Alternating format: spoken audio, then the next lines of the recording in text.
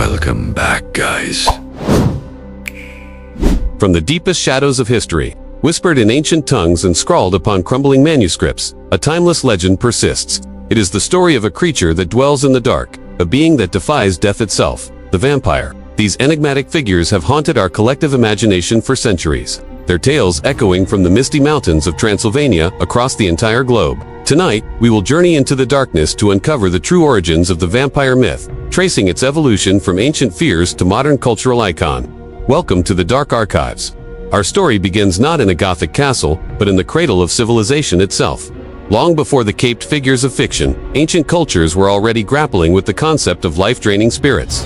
In Mesopotamia, tales spoke of the Lilu phantom-like beings who preyed upon the living. The ancient Greeks feared the Lamia, a child-devouring demon, and the Impusa, a shape-shifting specter that could appear as a beautiful woman to lure unsuspecting travelers. In early Slavic folklore, which would become the heartland of vampire lore, there were stories of spirits that would rise from their graves to torment their families and neighbors. These weren't elegant aristocrats. They were terrifying apparitions, born from a primal fear of death, disease, and the unknown darkness that lay just beyond the firelight. These myths were humanity's earliest attempts to explain the unexplainable, to give a face to the unseen forces that seemed to govern life and death.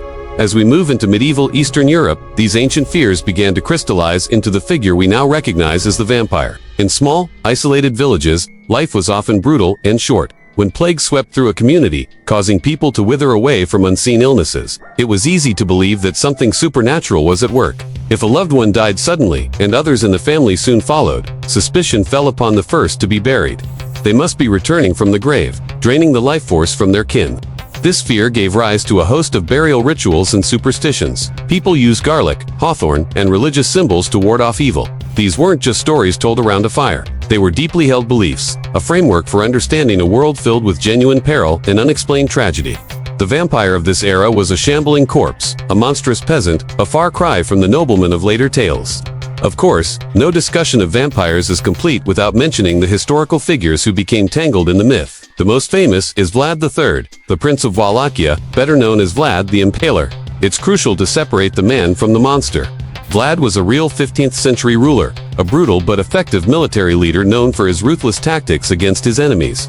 His reputation for cruelty was legendary, but he was not a blood drinker or a supernatural being. It was only centuries later, when an Irish author was searching for a name and a homeland for his fictional count, that Vlad's fearsome legacy was borrowed. History and legend became intertwined, and Vlad the Impaler was forever linked with Count Dracula. This is a common pattern in folklore, where the deeds of real people, exaggerated and distorted over time, provide a foundation for our most enduring myths. The true transformation of the vampire from a grotesque folk monster to a sophisticated icon of terror happened in the pages of literature. While earlier Gothic stories toyed with the theme, it was an 1897 novel that forever changed the legend. That book was Dracula. The author introduced the world to a new kind of vampire, an ancient, intelligent, and dangerously charismatic aristocrat. This new archetype was alluring and terrifying in equal measure. The novel codified many of the rules we now associate with vampires: their aversion to sunlight, their ability to transform, and their seductive power. The success of Dracula was monumental, inspiring countless stage plays and setting the stage for the vampire's leap from the page to the silver screen.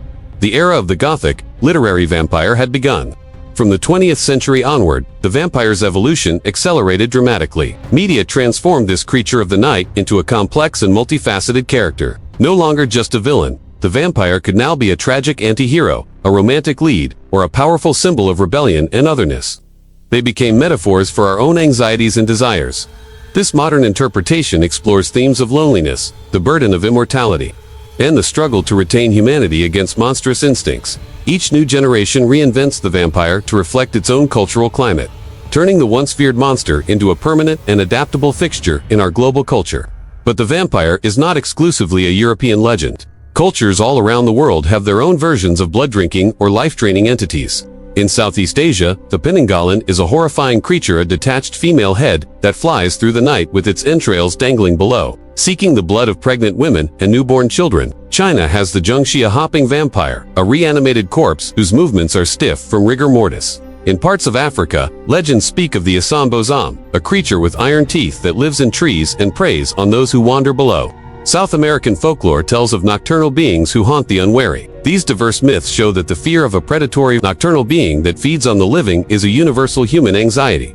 So, why does the vampire myth endure? What gives it such staying power? On a fundamental level, vampires represent our deepest fears and desires.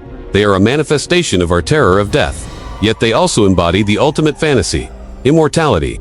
They represent the allure of the forbidden and the mystery of what lies hidden in the darkness. Psychologically, the vampire story allows us to explore complex themes of life, death, morality, and desire from a safe distance. The myth serves as a dark mirror, reflecting the eternal human struggle between our civilized selves and our more primal instincts.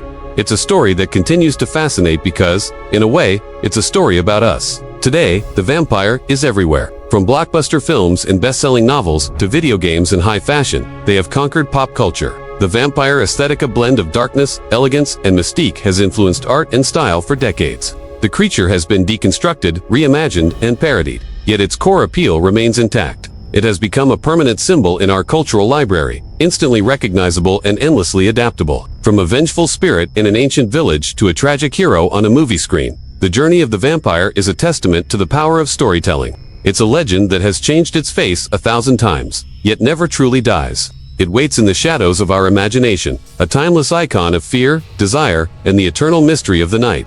Thank you for joining us in the archives. Subscribe for more explorations into dark history and mysteries.